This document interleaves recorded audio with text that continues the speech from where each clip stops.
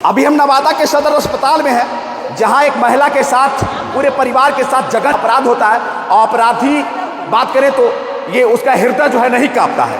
उस पीड़ित परिवार से मिलने के लिए तमाम लोग आए हुए हैं। समाज से भी बात करें तो नवादा के चर्चित ब्लड मैन से विख्यात जो है जितेंद्र प्रताप जीतू जी हैं, जो बजरंग दल से हैं, और कैलाश विश्वकर्मा जी आए हैं, रुद्र प्रताप जी आए हैं, युवा जो है समाज सेवी हैं, इनसे मिलने के लिए आए हैं। क्या कहिएगा सर ऐसी घटना को लेकर? ये जो घटना हुई है, इस घटना की जितनी निंदा की जाए कम है।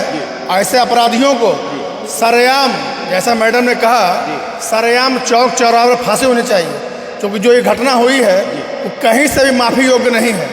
मैडम ने सही बोला कि ये जो हुआ है, कानून तो इसे कहीं ना कहीं सबूतों के अभाव में माफ़ भी कर सकता है, लेकिन जो हुआ है इसके लिए कतई बर्दाश्त करने योग्य नहीं, क्योंकि मामला पहले से हम लोग पास आया था और कैलाश विश्वकर्मा जी के साथ लोग डीएसपी से मिले थे, थाना प्रभारी से बात हुआ, जैसा कि पहले ही बात हुई थी। जी पहले बात हुआ था, हम लोग डीएसपी से मिले भी थे। उन्होंने कहा ठीक है मैं देखता हूँ, लेकिन प्रशासन सोया हुआ है, इसलिए अपराधी जाग रहा है। अभी ऐसा ही लड़का कहा है कि थाना प्रभारी ने कहा 2 लाख लेके बाहर कर दो। ये ऐसे थाना प्रभारी को सस्पेंड होना चाहिए। सर कह रहे प्रशासन सोया हुआ है, प्रशासन तो जागी हुई है।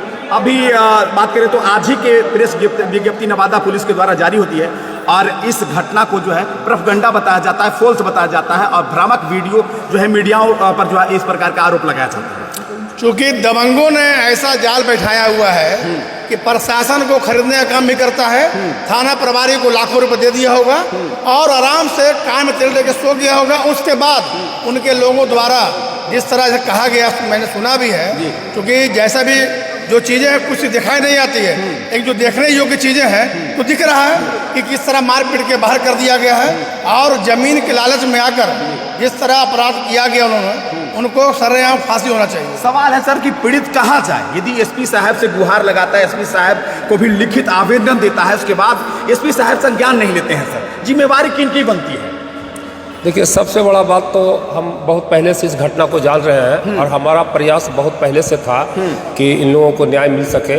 हमारा जो बातचीत हुआ था वहाँ के थाना प्रभारी से बहुत हॉट टॉक भी हुआ था और बहुत कुछ बोली भी। अच्छा, क्या लेकिन हम फिर एसपी वही बोली कि हम क्या करें इसमें, हमारा क्या अधिकार है? वो ज़मीन बेच दिया है, जबकि वो ज़मीन जो है दान में दिया गया है, सरकार का ज़मीन है, उस पर किसी का अधिकार नहीं है। और वो जो अपराधी कर रहा है बिल्कुल अपराध कर रहा है और बिल्कुल गलत है। तो हम तो यही कहेंगे कि अगर आप प्रशासन को अगर मानते हैं तो निश्चित रूप से उसको संज्ञान लेने की ज़रूरत है। हम एसपी साहब से बात किए हैं, डीएसपी से सब लोगों से हम बात किए हैं। अंतिम में जब हमें कुछ न्याय नहीं मिला तो हम सहारा लिए हैं मीडिया वालों को। हम बताए सब जगह डीएम, एसपी, कमिश्नर सब जगह लिखने के लिए हम इनको बताया। ये भी उसे माने हम लोग इस मीडिया वाले पर तो ये आरोप लगा देखिए, हमारा मीडिया वाला जारी करके डिजिटल मीडिया वाला से मेरा यही रिक्वेस्ट है कि अभी हाल फिलहाल हमने देखा है कि इतनी बड़ी समूह में, संगम में एक महिला को किस तरह से हाई लेवल पर ऊपर चढ़ा दिया गया है। लेकिन वो इसलिए कि वो महिला थी और वो कहीं और जगह की थी। लेकिन आज हमारे जो सामने जो है, हम देवी देवता की पूजा करते हैं, लेकिन हमारी बहनें जो साक्षात जो है साक्षात लक्ष्मी के रूप में है, देवी के रूप में है, इनके साथ न्याय नहीं मिल रहा है। अगर हम लोगों को जरूरत पड़े ऐसे आदमी को सब,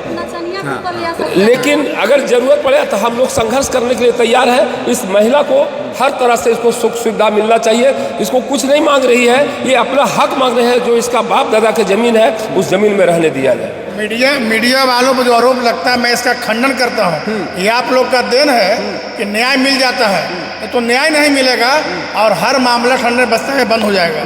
तो आप लोग का बहुत बहुत धन्यवाद है। सुशासन की सरकार है, नीतीश कुमार कहते हैं कि यहाँ बेटियों का सम्मान हमारे बिहार में मिलता है, महिलाओं का सम्मान होता है। आखिर कहाँ गई सम्मान? इसका कोई सरकार नहीं है। अगर सरकार काम करती है तो सुशासन है। आज एसपी साहब को मैं आग्रह करूंगा कि इस मामले में संज्ञान लें, नहीं तो हम लोग आपके ऊपर जो लोग हैं सरकार की नींद खोलने के लिए हथौड़ा चलाएंगे। रुद्र जी, आप युवा हैं और बात करें तो यहाँ के स्थानीय विधायक भी एक महिला है। एक महिला के उन्हीं के क्षेत्र में इस प्रकार की घटना घटी है। क्या इस महिला को आना चाहिए, विधायक जी को आना चाहिए इस पर? बड़ा दुर्भाग्यपूर्ण है। और अभी तक अगर हमारे स्थानीय विधायक नहीं आए, 2 विधायिका हैं, सांसद नहीं आए जी, ये विवेक ठाकुर 48 घंटा बीत गया। बिल्कुल इस पे संज्ञान लेना चाहिए। अभी पता नहीं अभी तक इनके परिवार से वो अभी तक रूबरू हुए हैं कि नहीं। बगल में विधायक जी का और महज 5-6 किलोमीटर पे बिल्कुल, क्योंकि अभी तक अगर वो रूबहू होते तो अभी जिला के कैप्टन इस पर एक्टिव होते, और जिला के कैप्टन एक्टिव नहीं रहने के कारण आज भाई साहब जिनका हाथ टूटा हुआ है अभी बता रहे थे कि हमको थाना अध्यक्ष 2 लाख रुपया बोल रहा है, इसको रफा दफा कर दो। तो इस तरह का आपराधिक तत्व जो जिस तरह से जन्म रहा है पूरी नवादा में, तो इस पे संज्ञान लेने की ज़रूरत है। नहीं तो आने वाला कालखंड में अगर महिलाओं के साथ ऐसे हो रहा है तो और आने वाला कालखंड में क्या होगा।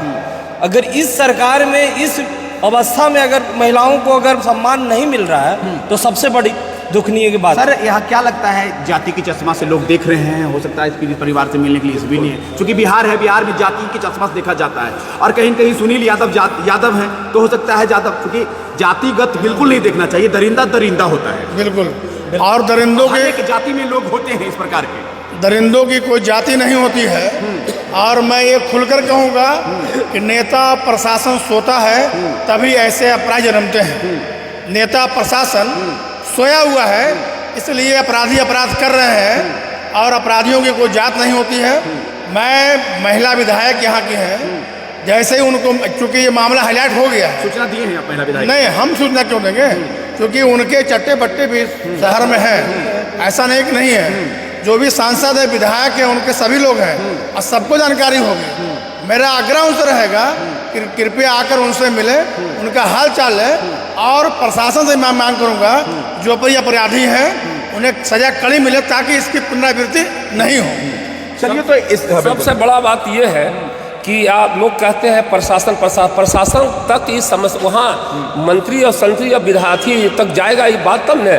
यहाँ सबसे बड़ा दोषी है थाना प्रभारी जो महिला है, लेकिन महिला को नहीं बुझ पा रही है। हम तो ये कहेंगे महिला को जो है आजीवन सस्पेंड किया जाए, उसे पद से हटाया जाए, और तभी ये फैसला सही हो सकता है, अन्यथा वो जांच के घेरे में जो है वो सब उलझा के रख देती है। क्या लगता है सर, वो जांच भी ठीक ठाक नहीं? हाँ, एकदम नहीं, कुछ नहीं है, और कुछ जाति फैक्टर तो है समाज में, लेकिन सबसे बड़ा बात यह है कि थाना प्रभारी जो है वो उस पर ही हमारी बात हुई थी, लेकिन उस पर इस पर कोई संज्ञान नहीं ले रहे हैं। सबसे पहले हम इस वीडियो के माध्यम से हम एसपी साहब से भी कहना चाहते हैं कि महिला थाना प्रभारी को उससे अविलंब हटाया जाए, उसे पद से हटाया जाए, और तभी इस पर कुछ काम हो सकता है। इनसे थोड़ा सा मेरा कहना है कि कुछ दिन पहले 25/1/2025 को इनके घर में चोरी हुआ था, जो कि इनका भाई का, ललिता देवी के भाई का श्राद्ध था, और मैं वहाँ गया हुआ था।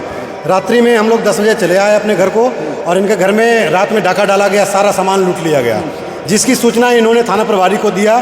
ठीक है, जो कि सूचना देने के दरमियान में रुक्मणी देवी, सुनील यादव की पत्नी, एक पेशेवर महिला है, पूर्व में भी इनके चचेरे भाई गोतिया लोग को छेड़छाड़ ऐसे लंदफंद केसों में फंसा चुके हैं। तो उस रुक्मणी देवी से ना फंसा करके अपनी माता से, सुनील यादव की माता से केस कराया गया, जिसका एविडेंस है इनके पति को फंसाया गया ताकि वो घर में नहीं रह सके और अगोरिया नहीं कर सके और अपनी घर का सुरक्षा नहीं कर पाए। पहले भी इस प्रकार जी केस है श्रीमान, देख लिया जाए, SC/ST एक्ट लगाया गया। अच्छा। और जो SC/ST एक्ट लगाया गया वही चोरी किया है, जिसका नाम मोती मांझी है। अच्छा जी, तो चलिए, तो देख सकते हैं ये पूरे प्रकरण को आप किस नज़र से देखते हैं, क्योंकि जातिगत चश्मे से बिल्कुल नहीं देखना चाहिए।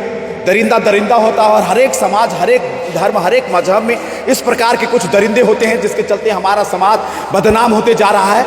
और इस पीड़ित परिवार को सहयोग करने के लिए नेताओं से भी हम निवेदन करना चाहेंगे, यहाँ के पुलिस कप्तान से भी निवेदन होगा कि बात करें, तुरंत कार्रवाई होना चाहिए, जांच अविलंब हो, गंभीरता से जांच होनी चाहिए, और दोषी को अविलंब कार्रवाई होना चाहिए।